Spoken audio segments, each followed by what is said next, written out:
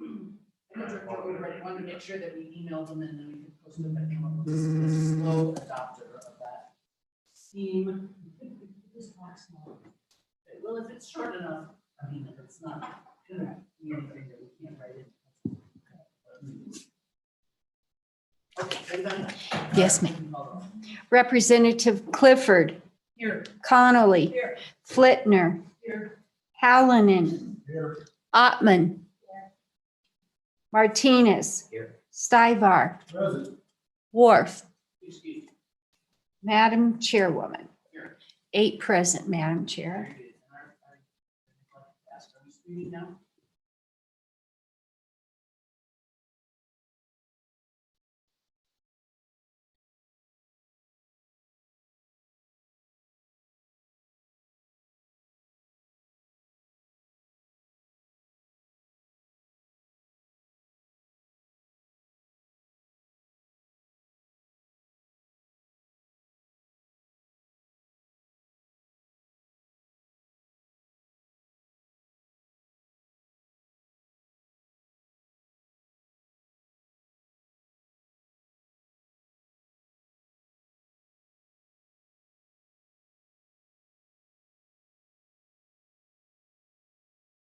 A new committee as far as labor, even though the title says local health officers, we should all realize that this bill has absolutely nothing to do with authority of state health officers and mass police or any such thing.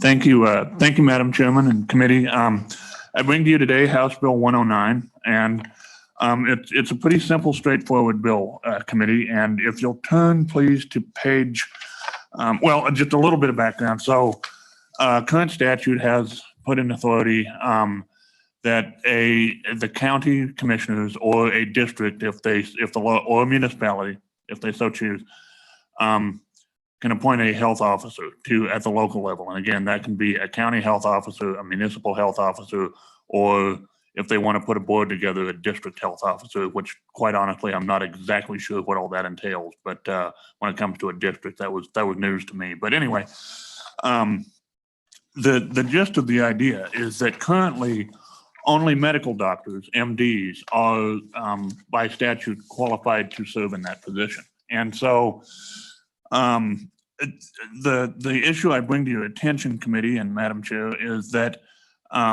what I'd like to do is simply add that RNs, registered nurses, would be allowed to be considered to be qualified for the position. And then, of course, I, in a moment, have an amendment that would also include physician's assistants, PAs. Part of this, well, the main reason is that when it comes to small areas, particularly small counties, that I represent, and I do represent the smallest county population-wise, Niobrara, in the state, they don't have a whole lot of selection when it comes to medical doctors. There's just not many out there. And that I can find in statute, there's not necessarily a residency requirement for this, but obviously you'd like to have your county health officer come from your town. And so, committee, this just opens it up to a broader array of people who I do believe would be qualified for the position, and gives it's a little bit about local control, and that it gives whether the commissioners or the city council or whoever a little more leeway in making those decisions. And if there's any concern in whether a PA or an RN would be qualified for this, I would note that current statute says that the county health officer, if they wish, can appoint a deputy and a whole host of folks. And that those people do not need to be an MD, but that they can take up the same duties and powers as the health officer if need be. So anyway, committee, that is the bill. Simply on, if you'd like me to walk you through it after I've rambled. So, anyway, so on page 2, starting on line 5, I guess, we are adding the language saying that any full-time or part-time health officer shall have a degree of Doctor of Medicine, which is course already included, or be an advanced practice registered nurse as defined by statute, and shall assist the State Department of Health in carrying out the provisions of all health and sanitary laws and regulations of the state. And then again, over on page 3, starting on line 13, we are striking the word he and inserting the county municipal or district health officer shall have a degree of Doctor of Medicine or new language or be an advanced practice registered nurse as defined in statute. So committee, that is the bill, and at the appropriate time, I'd be happy to present the amendment if you'd like.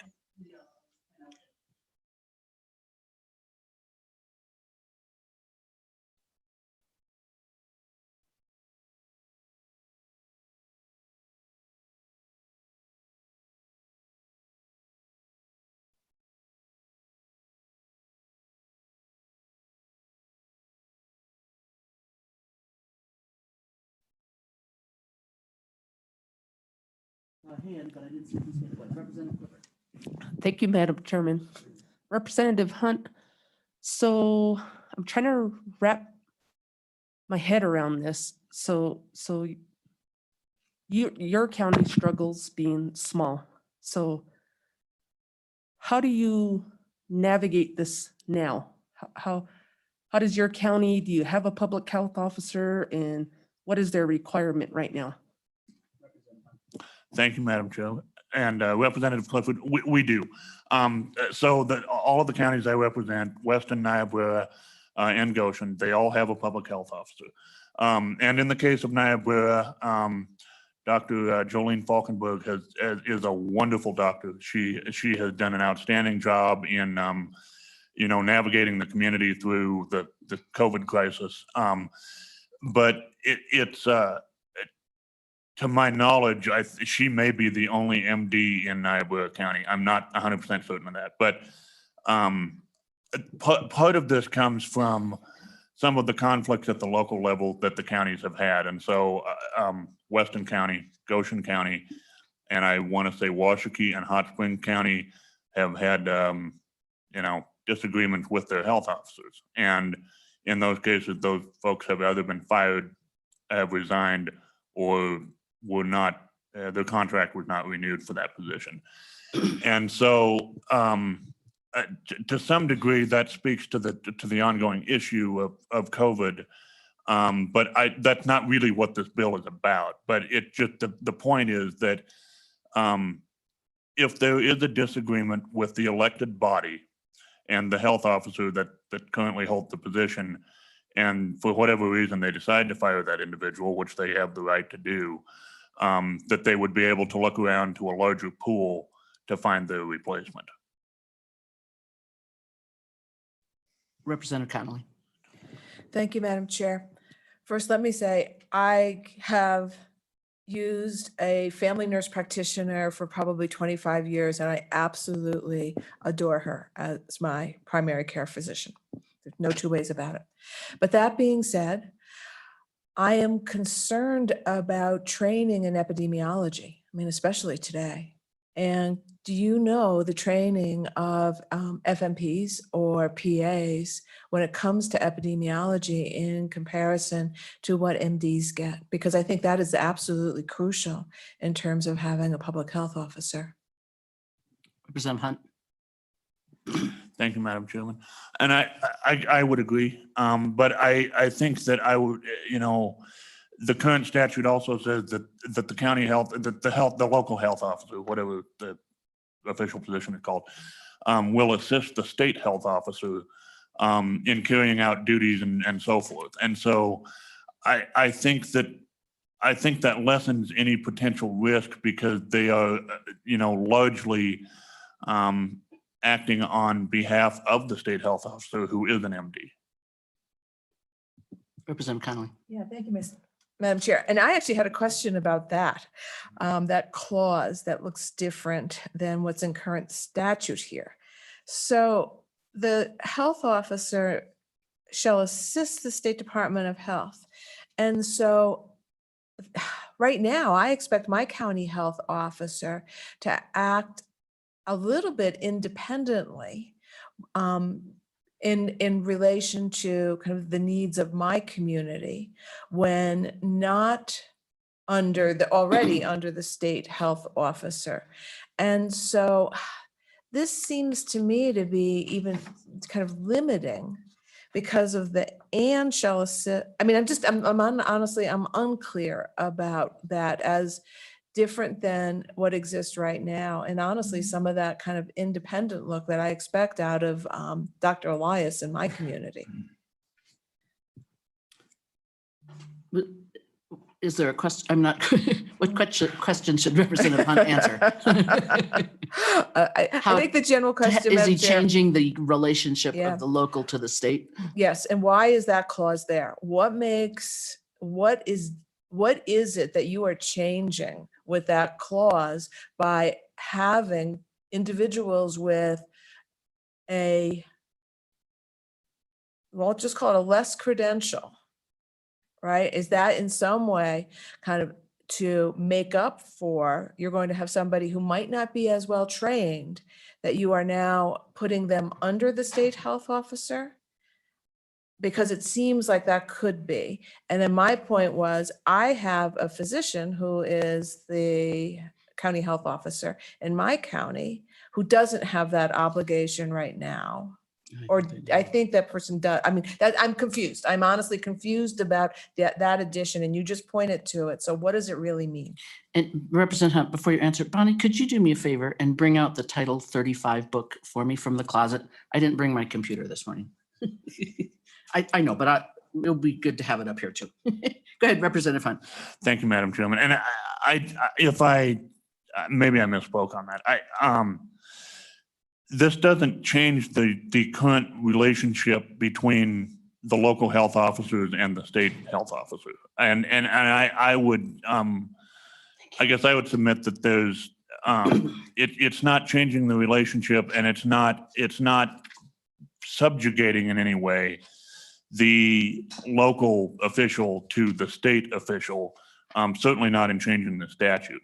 All we're doing is giving more option at a local control level as to who can be appointed. And I maybe Representative Connolly, I can, and I'm not, I mean, correct me if I'm going off track, but is your concern that a less educated, less qualified official would be less certain as to how to handle a directive or a suggestion from the state health officer as opposed to what an MD would? Madam Chair. Representative Connolly. Thank you, Madam Chair. Representative Hunt, I honestly didn't understand the addition of that clause after the expansion of who a health officer could be. And curious, honestly, about the inclusion of that clause, because it seems like it would have meaning. And Representative, I think actually that I may have the section of statute I'm looking at doesn't have here. To my recollection, and I know we do have Dr. Harris online to testify later, I believe actually that all the county health officers do report to the state health officer. So I'm not sure that that I have the right section of statute to look that up. Representative Hunt.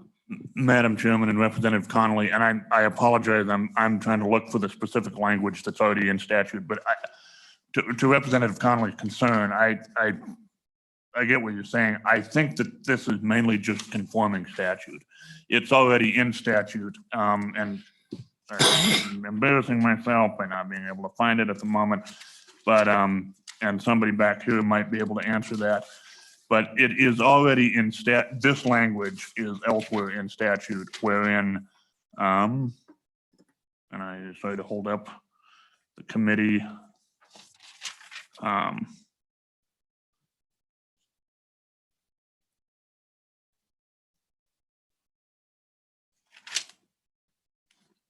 But it is currently in statute that the county, the local health officers shall assist the state health officer in, right here, okay, I apologize. All right, on 35-1306 under subsection A, partway down the paragraph there, he shall, and again, we're changing that language.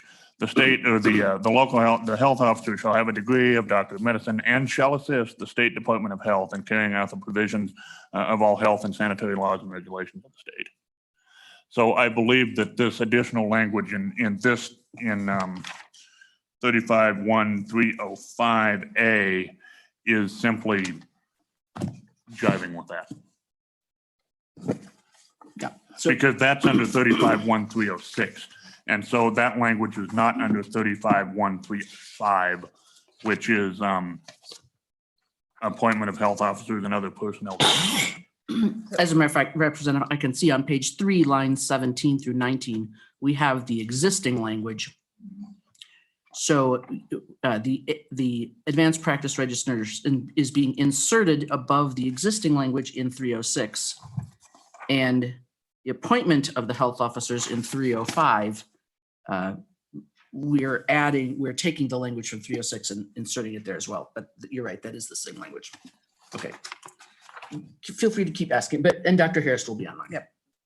Okay, more questions for Representative Hunt. Representative Romero Martinez.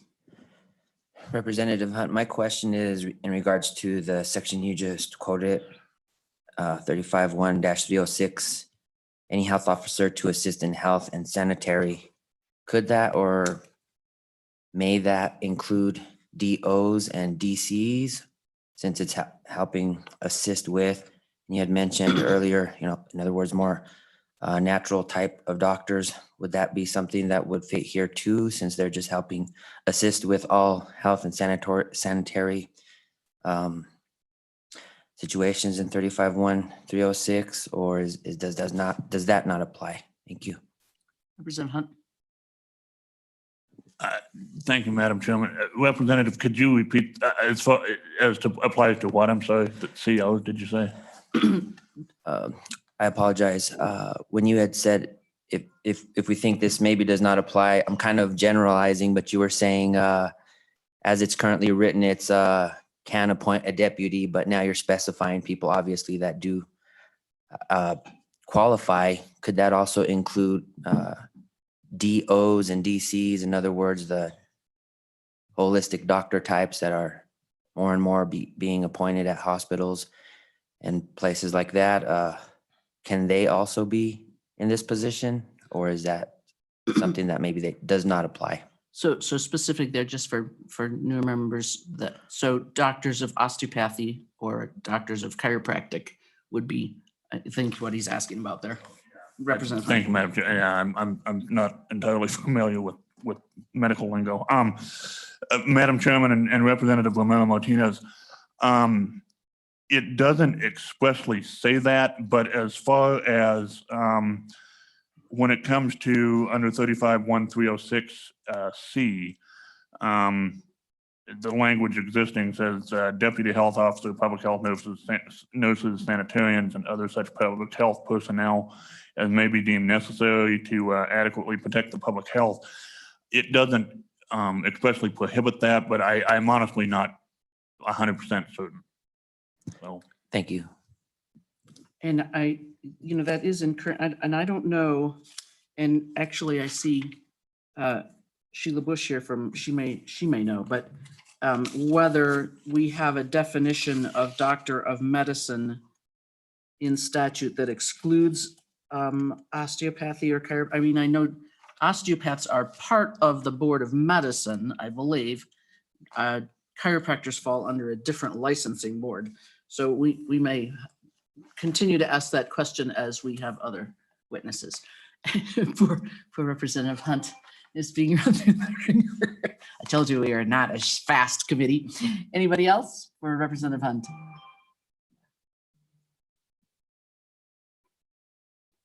Nobody else now. Okay, Representative Hunt, let's bring in some of the other folks.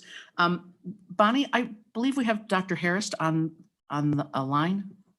Could we, Would you like me to admit Dr. Harris? Could you, right, just because we have people here in the room and that's excellent, but just so Dr. Harris can kind of return to what, perhaps she'll listen the whole time, but that was one of the key questions, I think.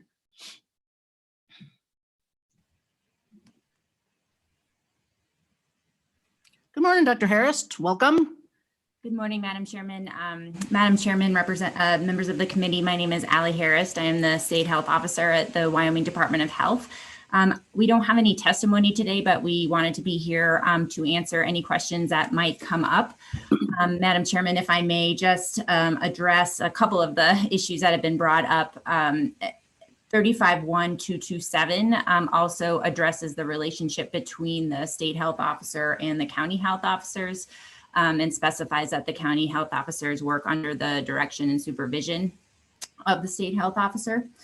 And then my understanding is that currently doctors of osteopathy can be county health officers. There is currently a county health officer who is a DO, but that currently doctors of chiropractic medicine would not qualify as county health officers. And I believe that the statute that defines physicians and surgeons is 33 or Title 33, Chapter 26, and doctors of osteopathy are included in that chapter.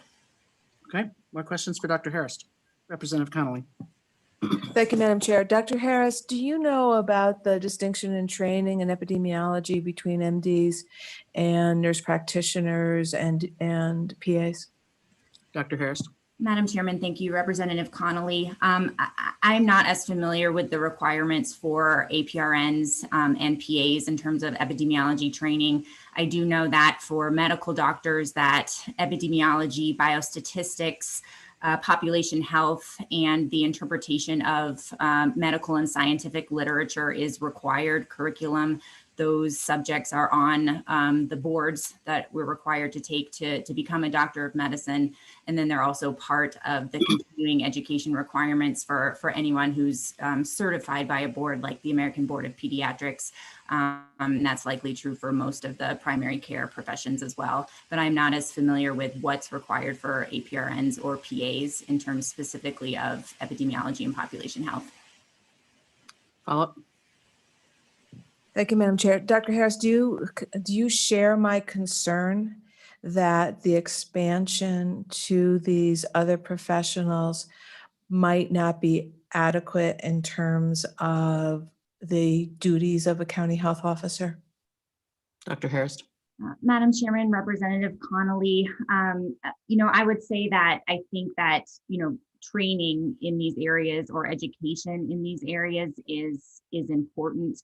And so, understanding what training is part of the curriculum, I think would be an important part of whether I would have concerns about that or not. Following up on that, Dr. Harris,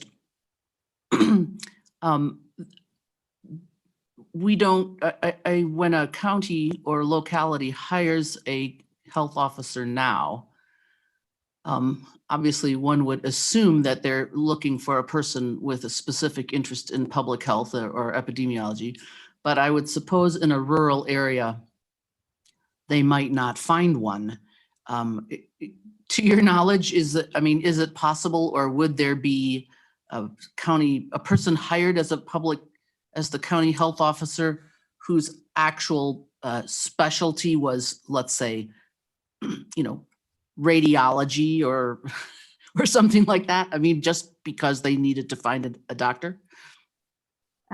Madam Chairman, yes, that's possible, and we do have a wide and diverse range of county health officers and their specialties right now. Many are family medicine and internal medicine, but we also have pediatrics, OBGYN, emergency medicine, surgery, infectious diseases, all represented among the current county health officers. Certainly I do think that a county health officer, working or living in the community is extremely helpful because they have relationships with other providers. A big role of the county health officer is to oversee and provide some supervision for the public health nursing office, as well as, prescribe treatments, order tests associated with that public health nursing office. So there's certainly a great benefit to having a provider who's working or living in the community, especially when we are identifying or responding to outbreaks. Those connections are extremely important in that. But as you said, it is the commissioners who appoint the county health officers. And so, it likely, varies by county what exactly they're looking for in a county health officer. Okay. More questions for Dr. Harris? Representative Flitner.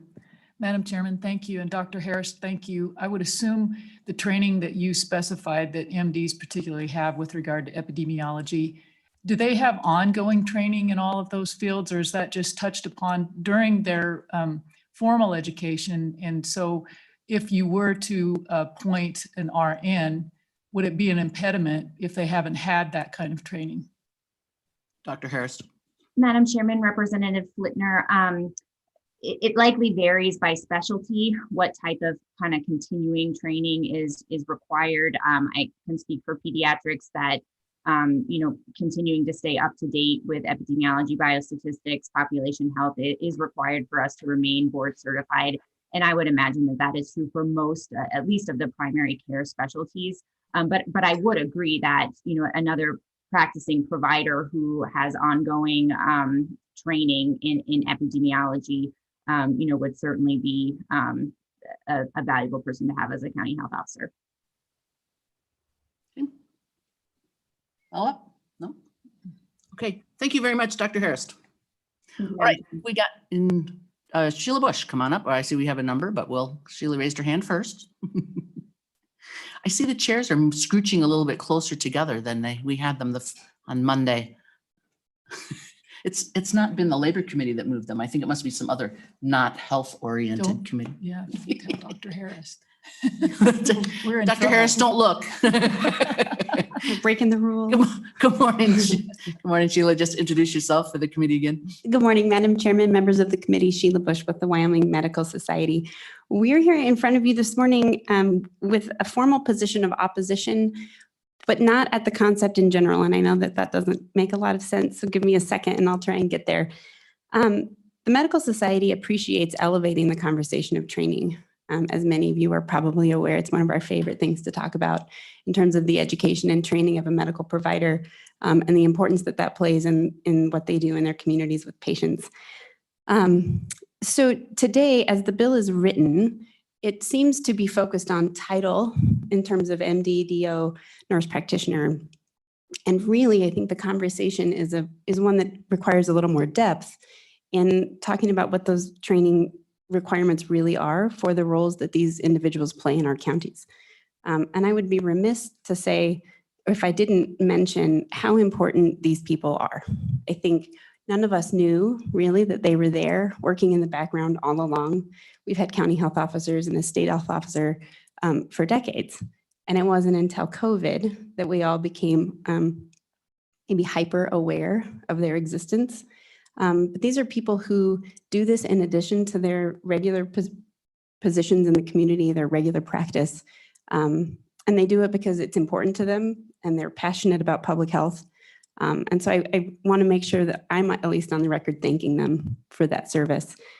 And so as Dr. Harris mentioned, physicians in their training get epidemiology, biostatistics, public health, and requirements on interpreting medical literature.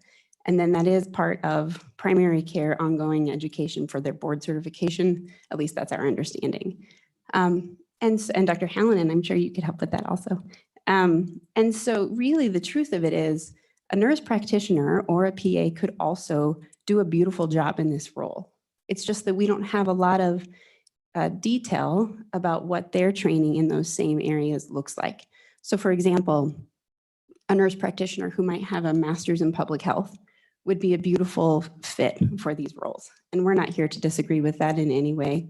But I think that putting in statute just advanced practice registered nurse without any detail of what else might accompany that is potentially not the best policy.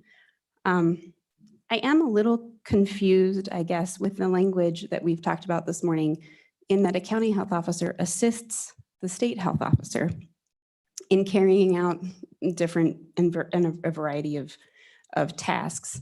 In COVID, what we saw was the politicization, I can't say that word, but I hopefully you know what I mean. I won't try again, it won't work out, of a pandemic, and the response to that pandemic.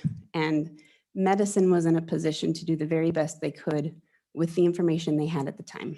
And they were all very transparent about the fact that what they knew in early March, the response and the advice they were giving was based on what they knew in early March. And that we knew that that would morph and change and grow as time passed. The difficulty came when public opinion started to really tangle and braid in with the science.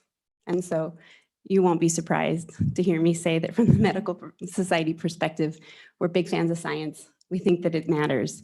And we think that ensuring people in these positions in charge of protecting the public have that training.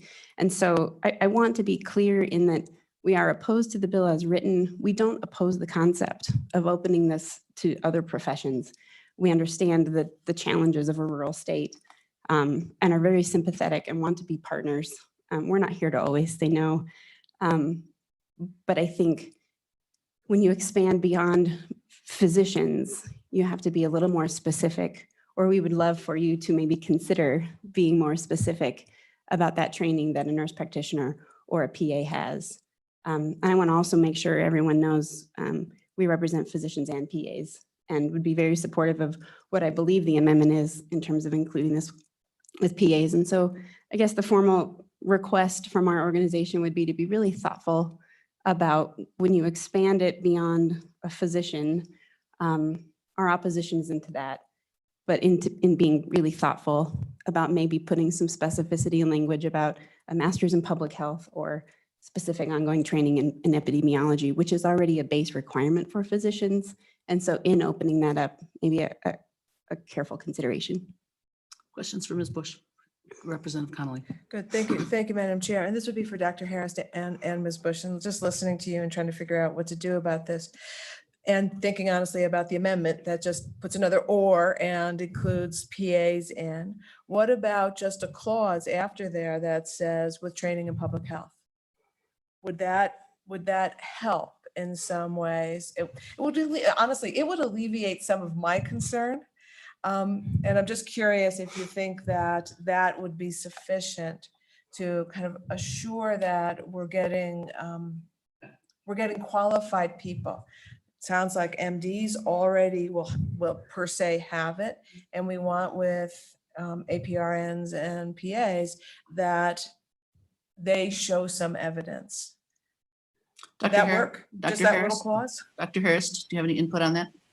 Madam Chairman, Representative Connolly, yeah, I think that is a helpful addition to make sure that any individual in the position would have some public health experience and training. So I do think that is a helpful addition. Ms. Bush? Madam Chairman, it's my favorite thing ever when Dr. Harris is with me because I can just defer to her. And so, yes, we also would agree that that would be incredibly helpful. More questions for Ms. Bush? Okay, thank you. Thank you. Hans, or Representative Hunt, if I could ask you to just come back and tell us what specifically what the PA amendment would be so that we can kind of address that because we're hypothesizing what it is, but it would probably be better if we actually heard the thought to know where it is, just so that we can be specific to that as well. Are we looking at page 2? Or just tell us what? One moment, Madam Chairman. Let me get there we go. So the specific language of the amendment says on page 2, line 8, after the cited statute, says insert or a physician assistant as defined in statute 3326-501A Romanet 3, and then on page 3, line 15. After medicine, include or a physician assistant as defined again in statute 3326-501A Romanet 3. Representative, so on page 3, it's inserted after doctor of medicine before nurse practitioner, and on page 2, it's inserted after nurse practitioner. I'm sorry. Did I understand you to say that the amendment on page 3 is after doctor of medicine and before nurse practitioner, but on page 2, it's after both of them? I mean, it's in a different location. It doesn't really matter, but Madam, yeah, I'm not sure that it matters one way or the other, but I think, the language is the same yeah, in both places, right? correct, yes. And what was the citation again? 3326? 33, 26, 501, subsection A, Romanet 3. Okay. Okay, very good. Just so that we have that there. Okay. Thank you, Representative Hunt. Okay, we had, I know some more suggestion there. And while he's coming up and preparing, committee, I'll just say that not to disrespect any physician training and their continuing education, but I would far rather have a nurse practitioner trained in public health than, let's say, an anesthesiologist who once every couple of years looks at a little class on epidemiology. Just saying, that's just me. Welcome. I don't know if you've ever been to the Labor Committee that I recall. Madam Chairwoman, it's been a long time since I've been before the Labor Committee. Just Previous introduce yourself life. for the committee, if you would, please. Madam Chairwoman, members of the committee, I'm Jeremiah Riemann here on behalf of the Wyoming County Commissioners Association. I am joined by two commissioners, Mr. Lee Livingston from Park County and Mr. Bill Novotny from Johnson County, who happens to be our association vice president at this point in time. Madam Chairwoman, if you wouldn't mind, I'd like to indulge you with a little bit of background on county health officers and maybe even take it a little bit deeper than what you've heard and fill in a couple of holes relative to this issue. It's something that I've become very familiar with as my members have worked through this pandemic. In fact, I gave a presentation to your corporations committee this summer relative to this issue. I won't go into the full of that. I'm happy to come back at another time relative to all of the various elements, but I think there are some key pieces that are important for this conversation. Madam Chairwoman, as was referenced earlier, there are really two models for county health officer appointments in the state of Wyoming. The first one that I'll talk about is counties with health departments. And of that, there are currently 5, Campbell, Laramie, Natrona, Sweetwater, and Teton counties. In those counties, my members appoint the board members that oversee those county health departments. And my members have the ability to appoint and remove those members. They do not have the power to remove the county health officer. The county health officer is actually appointed by the board of those departments. And those provisions can be found in Wyoming statute 35-1-305A and 35-1-302. In all other counties without health departments, it is the Board of County Commissioners that appoints the county health officer. So for those counties that I didn't mention, you have a county health officer appointed by the Board of County Commissioners, and that's found in 35-1-306A. And the term for those individuals is 4 years, and they can be removed by the Board of County Commissioners, unlike those with health departments. Madam Chairwoman, we've had a little bit of discussion about those county health officers, and the statute 35-1-302B and 35-1-306A both provide that the county health officer shall have a degree of Doctor of Medicine. There is nothing more specific than that. So you could have, yes, an individual that has had training in the past or education, but doesn't maintain that as part of their continuing practice in terms of a degree of medicine. I think that's important as we talk about these other positions. We've talked a little bit about their responsibility to the Department of Health, and you've heard a couple of the statutes, and I'm going to reference those, but I'm going to take you to one more, which I think is pretty relevant. 35-1-306A says that the county health officer shall assist the state Department of Health. You've heard that. They're responsible for that in carrying out the provisions of our sanitary laws and regulations of the state. You also heard Dr. Harris talk about 35-1-2 27, which says the county health officer shall be under the direction and supervision of the Department of Health. So they don't get to operate independently. They have to follow the Department of Health. I want to take it to the next step and tell you how important it is, that connection. And that's in 35.1.229A, which was not referenced. And in that section, it says, all such regulations, and they're talking about the Department of Health, shall be of force and binding upon all county health officers.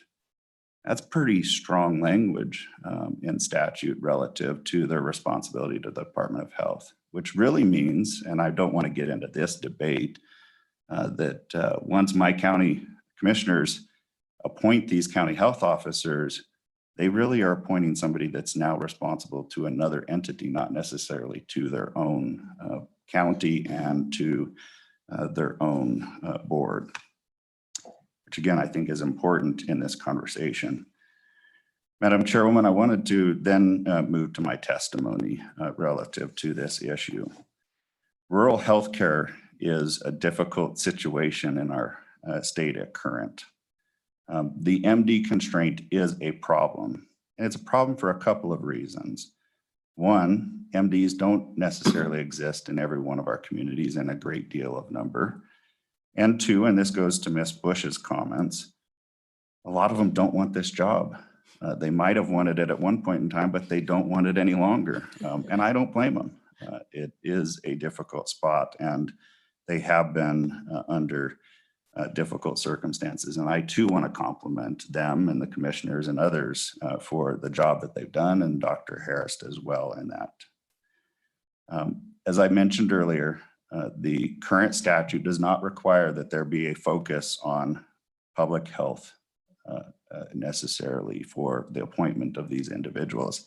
In fact, I would tell you that the most important component that my commissioners would suggest in making appointments, and you've seen this in what has played out, is communication with local people, with the Board of County Commissioners, so that they understand the decisions that are being made.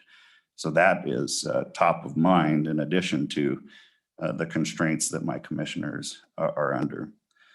Madam Chairwoman, we would support adding the advanced practice registered nurse. We would support adding the PA. I do agree that it's important to have these individuals in the communities. Again, going back to my comment about communication, it's been vital. I actually have one county where the county health officer has not been residing in that county during the pandemic. Has been working remotely, and that's caused great strain in that community. Madam Chairwoman, Representative Connolly, you've asked about adding a requirement for some sort of public health. I would ask that you not do that as a condition of their initial employment, because I think that constrains what my members would be able to look at in terms of the available people. Again, because even MDs may not qualify under that. Instead, I might ask you, if we're going to go down that road, that we add it as a component of continuing education, that they have that training, and Dr. Harris and others could certainly help with that component. Madam Chairwoman, I would stand for questions if you'd like the commissioners to come up. I'm sure they would like, would be happy to do that, but appreciate your consideration of this bill, and we do strongly support it. Questions for Mr. Riemann? Representative Connolly. Thank you, Madam Chair. And Mr. Riemann, and I'm glad that Dr. Harris is still on here. I thought that Dr. Harris's testimony was that if we did add that clause with training in public health, that all doctors would per se meet that requirement. And you just said that you didn't think doctors would in some cases. So I just like some clarification between the two of you. Mr. Riemann. Or Dr. Harris. Dr. Harris. Madam Chairman, Representative Connolly, I mean, of course, it depends on how you define training in public health. I think if it's, didactic training being, subject to examination for things like epidemiology, biostatistics, then all MDs would qualify, because they're going to have to do that to get through medical school and get a license. And so I think it really depends on what the interpretation of training is. You could imagine a situation in which someone would interpret that of training outside the normal curriculum of medical school. But the way I would interpret that is, the training that's inherent in medical school. Follow. And actually, this is just a little bit off. So on one hand, I want to narrow it with training in public health, but I thought of another type of individual that would expand it. What about including someone with a master's in public health?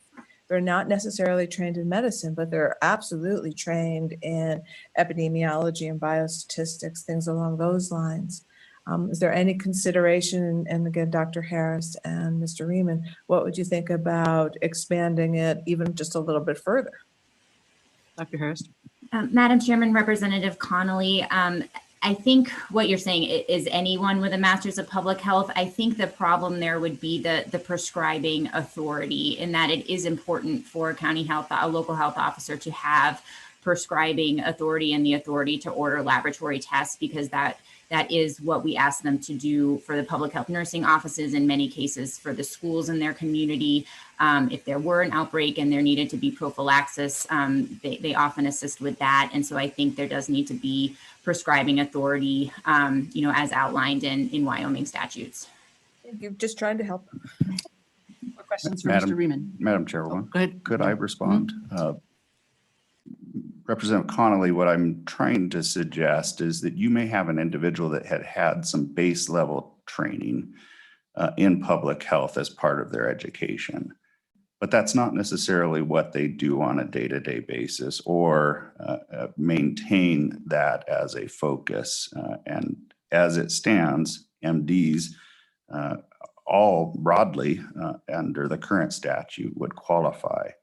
What I want to ensure is that we don't exclude individuals that, sure, they may not have had a base training, a PA in an advanced practice, registered nurse, but otherwise qualified in this, in the practice of medicine, and have the capabilities to continue to do that over time, and with a little bit of additional continuing education could participate.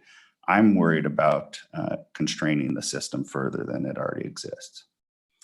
And I'll just say this again, Chairman's speech, my hearing kind of the discussion about the training, if the county commissioners in hiring this person, if the commissioners have a trade-off between, let's say, a nurse practitioner who can show that he or she has taken 3 professional seminars in public health in the last 5 years, and their other option is an anesthesiologist who completed medical school in 1963, and that was the last public health class, and they've been practicing anesthesiology ever since. I mean, to me, that the county commissioners could make that choice. I mean, that's me, but that is me. And I saw a hand down, Representative Clifford, sorry. Thank you, Madam Chairman. Mr. Riemann, I have a couple questions, I think. So there are 5 counties that have health departments, and then the rest of the counties, their public health officer is appointed by the Board of County Commissioners. I get that. So one of my questions is, how many counties are operating currently without a public health officer at the helm? And talking about, this bill and their requirement, because my concern is the expertise in public health. As you know, we lost 42 tribal members in Fremont County. And it's my understanding that Fremont County is operating without a current public health officer right now, and they have for quite some time. So is it fair to say that there are Board of Commissioners, county commissioners, are currently acting on behalf right now as my county's public health officer? Thank you. No, very good. Mr. Reman. Madam Chairwoman, Representative Clifford, important question. I appreciate you bringing it forward. The answer to the first question is there is only one county currently without a county health officer, as I understand it at this point in time. That is Fremont County. They have been without a county health officer since, I believe, May or June, if memory serves me correct. Representative Clifford, to your second question, no, it is not the Board of County Commissioners that then act as the county board, or sorry, as the county health officer in that situation. Unfortunately, that burden then falls to Dr. Harris, and she has had to carry that burden in several counties during periods. And I say unfortunate because Dr. Harris has plenty else on her plate and doesn't need to have that extra burden. Madam Chairwoman, Representative Clifford, if I could just take it one step further, though, there are other public emergency personnel in place in Fremont County, so I don't want to give the impression to anybody that there is not a network there that is working on this issue. But currently, Fremont County is without a health officer, and I'm not aware, I don't know of whether they have opened that up, whether they've had no response. As I said, there are a lot of people that don't want this job in the current environment and wouldn't take it. I have had other counties where they have had individuals that are advanced practice nurses or PAs that wanted to step up, and the commissioners had to look that much further because they didn't have the ability to appoint those individuals. So I hope that's responsive to your Follow-up, question. Representative Clifford. Thank you, Madam Chairman. Mr. Reman. So do you know, how you communicate with county commissioners, what's the number one reason why they feel nobody wants that position of being the county public health officer? Mr. Reman. Madam Chairwoman, Representative Clifford, I think that it is a variety of things. One has been stated previously, the politicization of these positions. And let's be honest, the pay isn't all that great. There isn't a lot of extra money that goes to these positions, and you've now added all of this additional burden on top of what those responsibilities were. I think that's as important a component of this equation as the politicization. Representative Flitner. Madam Chairman, thank you. And Jeremiah, maybe you can answer this or Dr. Harris can. If we were to expand this definition to allow, more opportunity for people to step into this role, would that help Fremont County? Or maybe you don't have that answer, but. Mr. Reman. Madam Chairwoman, Representative Flitner, I don't know all of the specifics of the interplay in Fremont County, so I apologize. I just couldn't answer. More questions for Mr. Reman? Madam Chairwoman, if I could, it's my understanding that in Fremont County, that was not the Board of County Commissioners that fired their health officer. It was that individual did not seek reappointment as part of the process. So I want to make that clear. Follow-up, Representative Flitner. Thank you, Madam Chairman. And that begs a question then. So then do the commissioners try to recruit somebody then if no one just steps up to volunteer for that role? Has that been the case in any of the counties that you represent? Mr. Reman. Madam Chairwoman, yes, that is exactly what has happened in many other counties. Washakie County is a good example where they immediately went to that. Goshen County as well had a change in leadership. So I believe Weston County is also going through that process. Thank you, Madam Chairman. So prior to the pandemic and our current situation, was it as difficult to get people to fill this role in our counties? And once a person accepted the role as the county health officer, did they typically stay in that role over the course of many years? Mr. Freeman. Madam Chairwoman, Representative Flitner, in terms of being able to recruit prior to the pandemic, I don't know the answer to that question. To the second one, generally what I've heard across the state is that these are individuals that for a long time toiled in these positions and as such were long-term public health officers. Okay. Representative Ottman. In reference to some of the concerns about not having an officer in Fremont County, and I don't know all the details either, but I do know that the officer did not renew, and it was overwhelming with everything else. But from what I have been able to garner from different conversations, there has been, the board has stepped up and working with Ms. Harris has organized the vaccinations and the deliveries and the containment and how they are cared for to get the populations out and to do those different things. They have stepped up and provided that. We do have a nurses training at in our county. And so those needs are very known with that. And they have been looking, I've been talking to the county commissioners about that. When are we going to get one and things?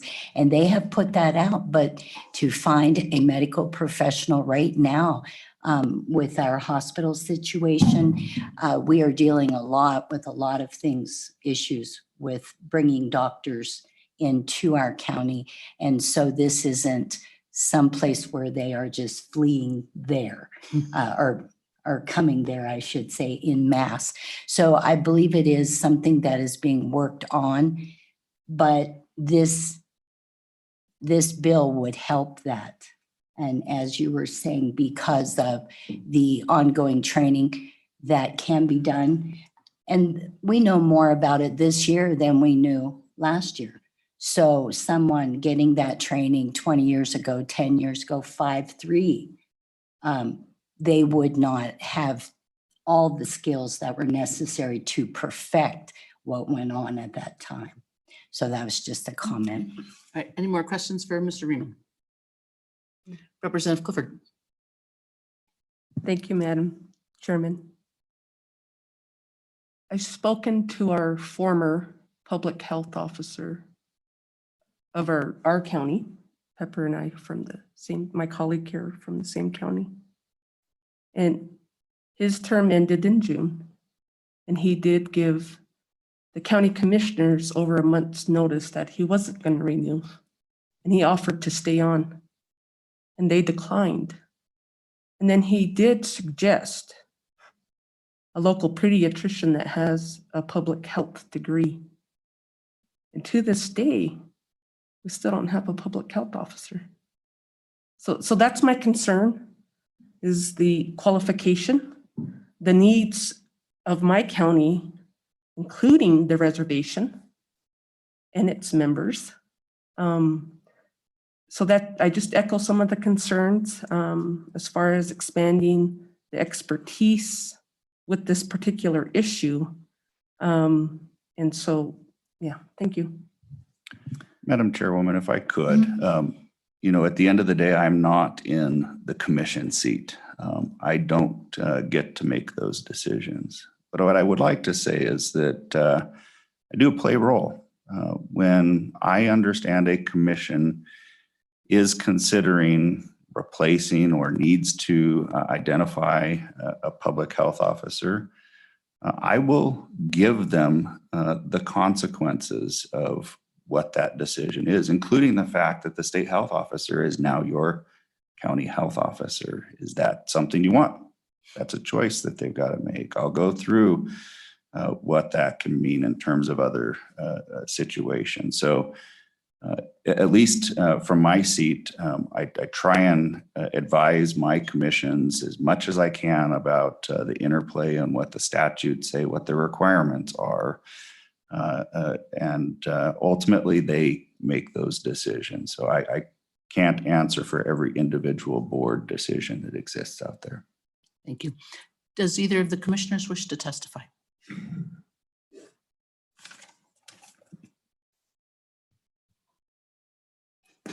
Welcome. Thanks for coming down. Madam Chair. members Long of the trip. committee, Lee Livingston, Chairman of Park County Commissioners up there in Northwest Wyoming. We're very much in support of this. Even in Park County that has a very robust medical community, we appointed our current public health officer, Dr. Billen, who has done an outstanding job for us, very communicative. His specialty is ER medicine, but he's dove into this job and taken it very seriously. But we didn't have a line out the door of doctors that wanted to apply for this. We had one, and luckily it was Dr. Billen, and luckily he has done a great job for us. So having a little more depth to choose from when appointing a public health officer, if they're qualified, I think would be refreshing there. And it's back to one, they do need some training and be receptive to maybe more training, but it's a communication job too. As Jeremiah indicated earlier, I don't think we're going to have a lot of folks stepping up to want this job after what I've seen, at least our public health officer going through the last year. So we're very supportive and receptive to this bill. Thank you. Questions for the commissioner? Representative Romero Martinez. Thank you. Thank you, Madam Chair. Trying to come up with a question here. With which I'll frame it first. With your comment on the need for training, possibly more training, and also the fact that it's a communications job also. And we've already addressed that maybe not a lot of people want to take the job because it's not pay. The first question is, what's the current pay for the position, if I may? Madam Chair, Representative Romero Martinez, I'm sorry I can't pull that off the top of my head, but it's definitely not very much. And as far as pay goes, it's not much. They're not showing up for the pay. Looks like commission, and it would be different, I assume, by county, but Commissioner Novotny. Madam Chairwoman, Representative Romero Martinez, under the model where you have a appointed county health officer by the commissioners, not under the public health model, I can't speak to that, but it's actually an annual contract between the Wyoming Department of Health and the county. Under that contract, it is a payment of $10,000 a year quarterly. The county's share of that is about $600. The rest of it is reimbursement that comes in through the state. So just to be clear, they're paid $10,000 a year in quarterly amounts, so $2,500 per quarter. That is correct, Madam Chairwoman. Okay. Under that model, but other counties may do something different. I mean, other than, so that's for the 5. Right, or for the other ones? Madam Chairwoman, that would be for the counties that do not have a Department of Health that then appoints the county health officer. That would be the majority of counties in the state. Park County, Johnson County, not those 5 that have those actual departments of health. And those are typically your counties that have larger population areas. So no, and in my instance, we inherited our county health officer. He was appointed in the early 90s and has been reappointed since then.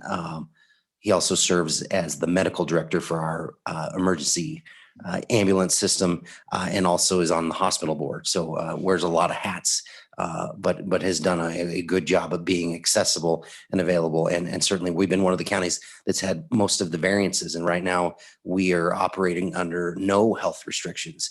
And we did have the first COVID death in the state. So it has been a roller coaster ride for all of us. Representative Romero Martinez, did we kind of veer away in the middle of your question? No. Well, no. You just gave more additional information and I think it was helpful. Thank you for answering that question. My follow-up would be, if training is an issue, more training, and we already heard from Dr. Harris that DOs do qualify and we're looking at holistic health and natural health. And I don't think the members of this community obviously they would have to apply, that would apply to them. There's been a lot of talk in the last 25 years about, through the Department of Health, about cultural competency. Given that this area is also in the reservation, and I had the privilege of attending a seminar in relation to, well, we have two members that are from that county, specifically to the tribe, which starts with the letter A, in resurrecting their language, and they have their own practices that go back, thousands of years. Is cultural competency, when we talk about training, is cultural competency still in the language, or was that just a movement that came, fluttered, went away? What can we? I don't think that the tribe with the letter A or its neighbor tribe, or even other members that live there that are not of the tribe, I don't think that they don't, quote, not know, end quote, or quote, not a fan of, end quote, good science. I think it's just a science that's maybe not known. I know that my family, coming from the land of enchantment, has learned a lot from various tribes, and we say in Espanol, in Spanish, mal aire, and it might sound like we don't know what we're talking about, but that just means bad air. And so with an airborne virus, we just learn, mal aire, and is that, I guess, let me just wrap up. Is cultural competency still a conversation piece in terms of training? I would think that people from a specific culture would communicate best, not only in their language and language that they're resurrecting as of current, but also in terms of their cultural practice. Thank you. So, and let me just say, probably the commissioners are not that up on what training the healthcare providers get. So we might let them send that off to Dr. Harris. But, and I will also just say, new members, it's okay to use proper names in committee, just to save you from trying to work around. We're all right on that. Commissioners, unless you have something that you have know when you're hiring that you've specified, we might let Dr. Harris tackle that one. Go ahead, Dr. Harris. Madam Chairman, thank you. Yes, cultural competency is incredibly important, and there is training in that. I think that there could always be more, and that I agree that really the people that live in the area that are part of the community are the best to serve that community and provide medical and public health expertise.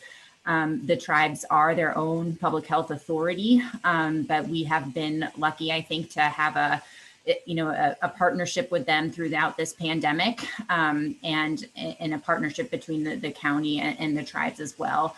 And so I think that is a critical piece, and I hope that cultural competency is something that people would look for when hiring a county or any type of health officer. And committee, I'll just say as far as that discussion, and of course it would be up to the commissioners or the health boards for hiring, but that covers a wide variety here in Laramie County. Not so much now, but for some years we had a significant Somali population, East Asian population. I mean, there are a lot of, in addition to, of course, the long-term Hispanic population, but there's a lot of the gay and lesbian, transgender. There's a lot of different sort of cultural subsets that overlap in various ways. And so, that's always part of the discussion when you're dealing with healthcare providers. But okay, anything else from the commissioners? So we grasp that you are in favor of the, and let me actually just at either of the commissioners here, the discussion about inserting a requirement for public health training.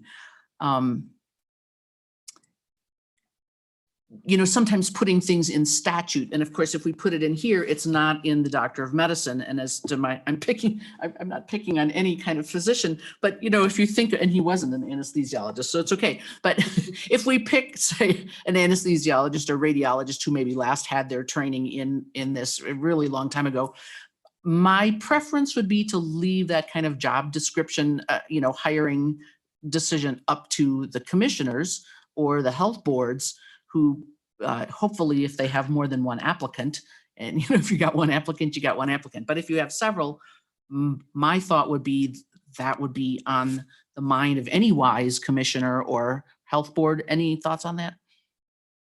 Commissioners, either one of you?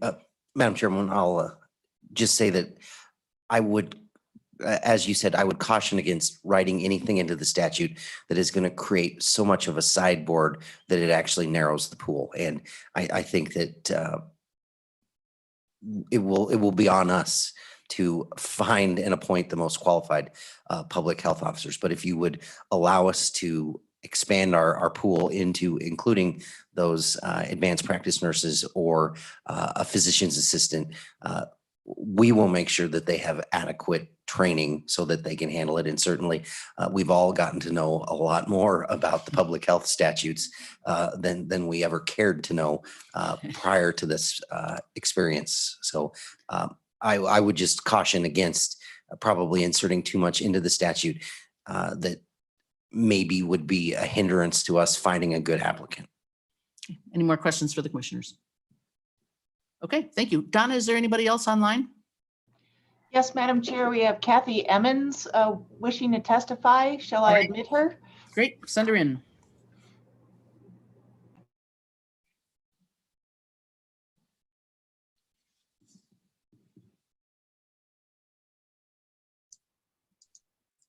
Good morning. Good morning, Ms. Evans. How are you? Welcome from downtown. Thank you so much. My name is Kathy Emmons. I'm the director of the Cheyenne-Laramie County Health Department here in Cheyenne. I just wanted to touch on a couple of things for you from a very practical standpoint. First of all, I'm very fortunate that our county health officer has been with us for 17 years. He has recently retired as a physician at our hospital, but he's also completing his master's degree in public health by choice. So we're very, very fortunate here in Laramie County. There's a couple of things that I would just like to hit upon. First of all, public health is a very broad field. And I understand that right now we're very focused on COVID, but it is very broad. And as one of the independent health departments, we provide a broad array of services here in our department, many of which do provide someone to provide us the prescribing authority to do so. So for instance, we had to have our Dr. Hartman write prescriptions to do the COVID test, to administer EpiPen services should we have an issue with complications, to do our TB testing, our STD testing. So there are several things that we need that prescribing authority for in Laramie County as one of the independent health departments. Certainly an advanced practice RN could do that prescription. My understanding is a PA cannot provide that prescribing authority. So I think that's something that we just need to be careful of, to not basically hamstring the services that we provide to our constituents because we don't have that authority. And I think those were the key points. I just wanted to make sure that we're thinking about that prescribing authority is really, really important for us. Okay, questions, Ms. Emmons?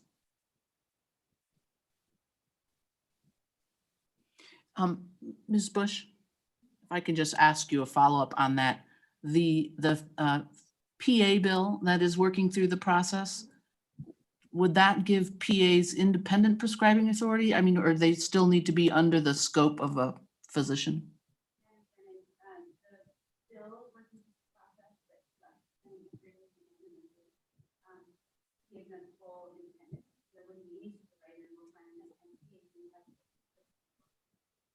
PAs currently have full prescriptive authority, but under the scope.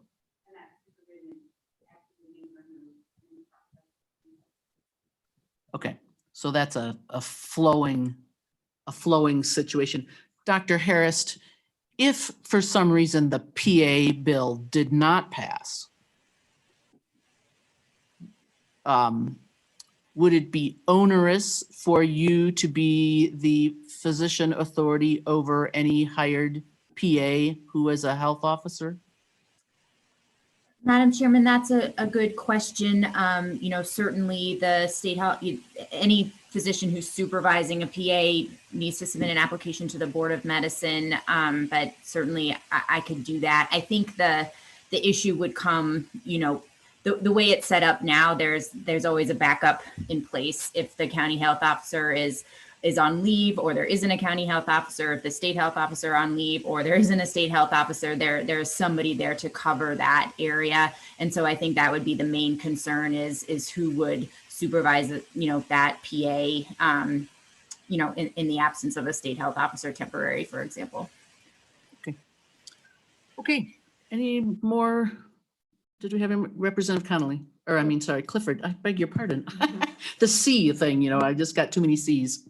Thank you, Madam Chairman. I have a question for Dr. Harris, if you don't mind. Oh, back to Dr. Harris. In relation to the topic of politicalization of public health officers, are you aware of any potential litigation in relation to state public health officers at this time because of the politics of all this?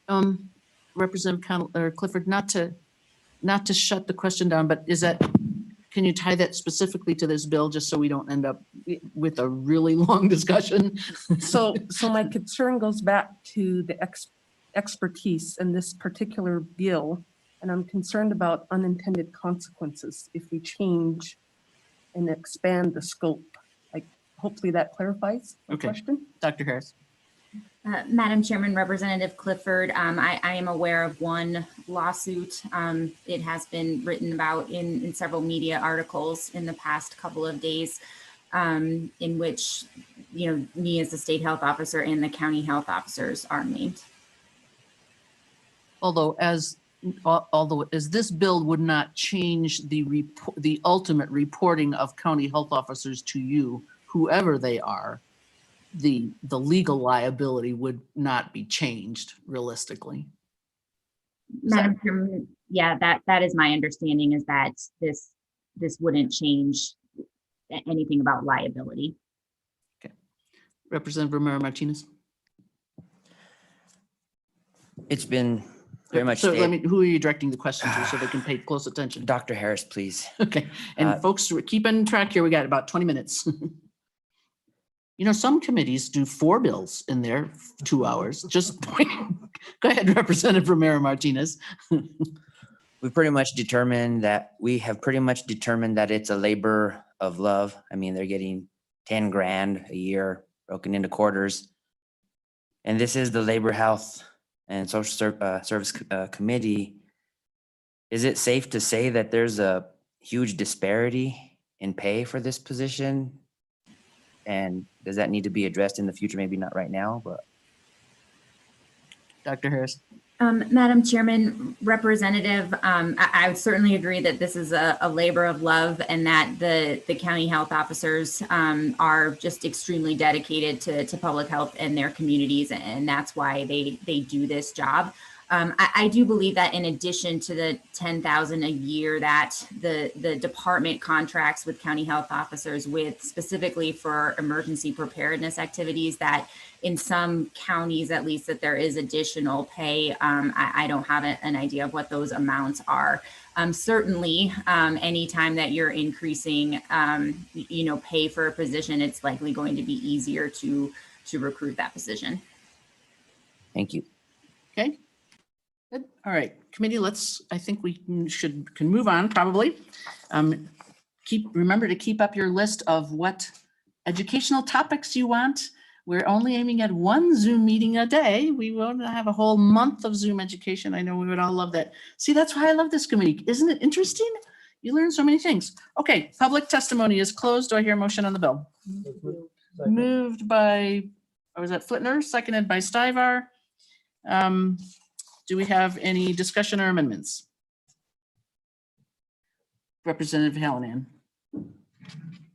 I think I have an amendment on line 7, page 2. After Doctor of Medicine, I would put in there the following words: if available. And on line 15 on page 3, after Doctor of Medicine, put in the words if available. Is there a second? I'll second. Second by Stiver. So my question would be, are you saying that that would be the priority, that if there's a MD, they should hire the MD first? Or is that, I mean, is that? I just say that concept? if they're available, I hear the position that in some counties, they're not available. I think that we know that these folks have the training. So I would say that they would have first dibs. After that, the other people would follow. So I just say it would be if available. I wouldn't say that they're not qualified or anything else. I'm just saying that if a doctor of medicine is available, they would have, it would be recommended that they would be chosen. But if not, then I think the commissioners could still choose a different party to fill that role if they feel that they are qualified by their training. So that's the reason for the amendment. Madam Any Chairman. discussion? No, I'm going to discuss. Madam Chairman, do we have a second on that? It was seconded by Stiver. And I'll just say, so my discussion is, personally, I'm going to vote no. And my reasoning is that I feel that first, the word available is a little unclear. I mean, it's not really defined what available means. And to me, and again, I'm just picking on a totally hypothetical anesthesiologist who got out of med school in '62. But if you have an anesthesiologist, MD, with bad communication skills, and your other choice is a nurse practitioner who lives in the community and has taken a lot of public health and has great communication skills, I don't want to tie the commissioner's hands personally. That's my, and I'm sure the anesthesiologist is a wonderful person, whoever my hypothetical person is. That's my discussion. Any more of the discussion on that? Okay, all in favor of the amendment to insert if available, please raise your hand. 1, 2. Okay, all opposed? 1, 2, 3, 4, the rest. Okay, all right, that amendment fails. More amendments? Representative Flitner. Were we going to insert, or I guess I would move that we insert the amendment that was proposed by the bringer of the bill. Okay, so this amendment would be to insert on page 2, line 8, after the citation, or a physician assistant as defined in 3326-501A3. Bonnie, did you have that typed? Did you eventually get it? No, I did not. Okay, and then on page 3, I'm going to actually put it in the same location as on page 2. So that would be on page 3, line 16, after the citation, the same wording. Is there a second? Seconded by Stiver. Any discussion of this? And there will be discussion, so don't close the question too fast. Representative Stiver? But it was brought up, the PAs don't have that authority right now. Is this a good time to put it in, or should we wait to see what happens with the other bill? Because this one will. Right. So, and I think that's just sort of a practice discussion committee.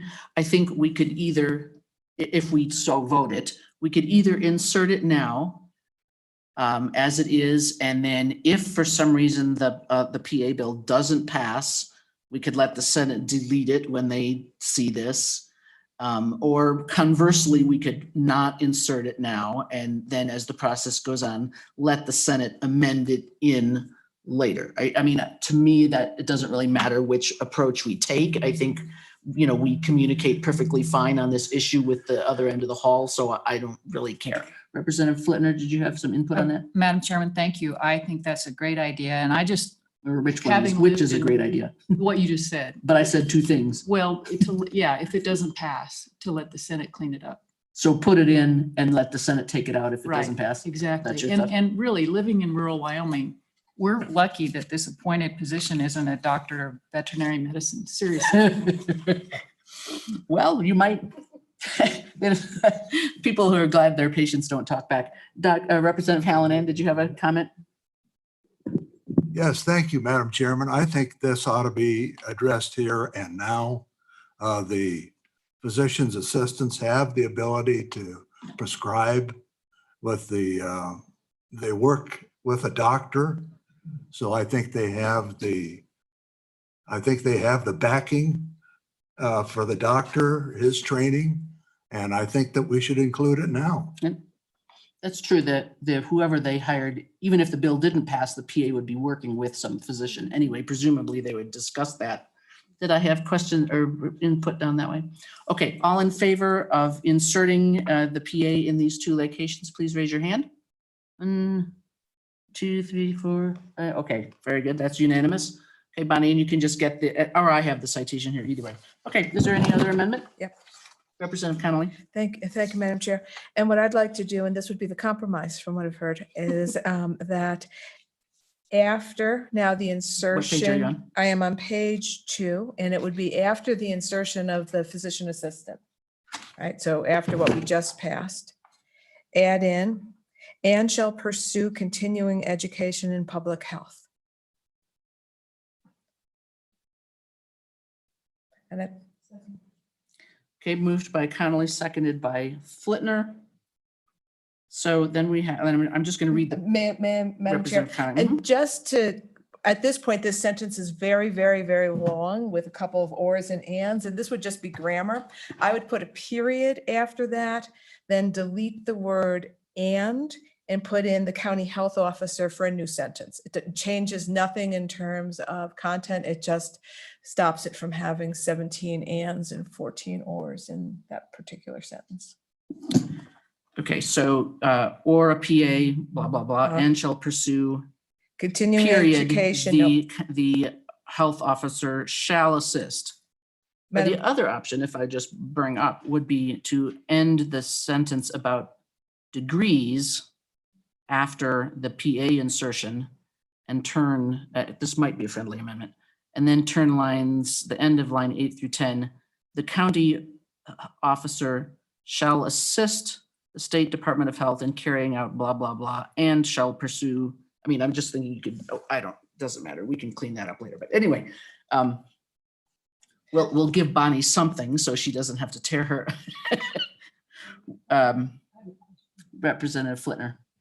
Madam Chairman, thank you. And maybe Dr. Hallinan could answer this, but when you talk about continuing education in public health, what would that look like? Is that annually? Do you have to participate in so many hours of continuing study? And I'm assuming all doctors do this, just like everybody professionally, but can you tell me, Dr. Hallinan, what that might look like? Representative Hallinan. What was the question again? If you're talking about, Madam Chairman, thank you, Dr. Hallinan, if you're talking about continuing education, what generally does that look like? How many hours of continuing education would you be required in terms of public health? I don't think there's any general requirement that you'd have public health continuing education. That would be available on a choice basis, but I don't think it's generally required that physicians do that. Madam Chairman. Representative Flitner. Thank you. I know it's not required presently, Dr. Hallinan, but when you are participating in continuing education, how many hours generally are required in continuing ed for a physician annually? Do you know? I don't really recall how many that Sheila probably could tell you right now, but I haven't done this for a few years, so I don't remember. Thank you, Sheila. Thank you, Dr. Hallinan. Ms. Bush. Madam Chairman, in the state of Wyoming, physicians are required to get 60 hours of continuing medical education every 3 years. They can do that in 3 sections of 20. They can cram it all in 1 month if they want. The only specificity of that CME in the state of Wyoming is the 1 hour of opioid specific training the legislature added last year. And Representative Flitner. Thank you, Madam Chairman. So do they get to choose then what their continuing ed study is? Madam Chairman, yes, in the state of Wyoming, we don't specify between Category 1 and Category 2 CME. And there's some differentiation between the categories. They can have all 60 hours other than that one requirement for opioid training in their area of specialty. And it can be the categories. So CME is governed by the ACCME, the American College of Continuing Medical Education, or Council of Continuing Medical Education. They're the ones who accredit CME. It can be everything from reading a journal article to participating in a webinar to going to a live in-person conference. Thank you. Yeah. And Ms. Bush, I realize this would be far outside your area, but do you have any idea about, I mean, if we author them to hire nurse practitioners or PAs, maybe you have the PA knowledge on continuing ed? Madam Chairman, PAs are, the accreditation is similar. I know at the WMS annual meeting, when we provide CME and we get that accredited through the ACCME, which is a fairly robust process, PAs can use that accreditation for their requirements. I don't know if they have the same, if it's the same 60 hours in 3 years or not. And I apologize, I can't speak to nurses, I'm sorry. Okay.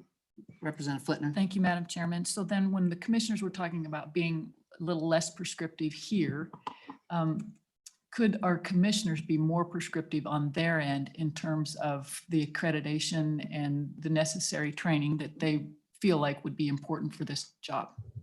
Madam Chairman, Representative Flitner, I believe so. If my base understanding, and Jeremiah would probably know better, but statute rules, and then there can be greater specificity in rules. And so I think the county, I don't know anything would restrict the county commissioners from being more specific. I think that the goal would be for statute to be specific enough that it's meaningful. Okay, was there a second for that? Second by Flitner. Okay, so then discussion, and I will say, personally, I'm going to vote no on this. I understand what we're aiming at. I'm a little bit concerned that we're inserting shall pursue in, this is the requirement for a person to be hired. So I'm not quite sure how we can require a person upon hiring to be shall pursuing in the future. And it seems to me, I mean, my preference would be to let the county commissioners or the health boards, when they hire this person, to say, and Dr. So-and-so, nurse so-and-so, we are gonna pay you to take 3 hours of continuing. I mean, I just feel like that would be my preference on how to locate that requirement, because I think it's a little tricky here now. So I'm going to vote no. Certainly if Representative Connolly wants to work on it more and bring it later, I think that would be my argument. But go ahead, Representative Connolly, you can argue your case. Thank you, Madam Chair. And Keeping in mind, folks, we have 20 minutes. I think I would argue my case, that in all honesty, I think it's the only way I can support the bill is some assurance that in particular, that expansion to nurse practitioners and PAs, that there's going to be some training that I am not confident that they are getting through their medical training.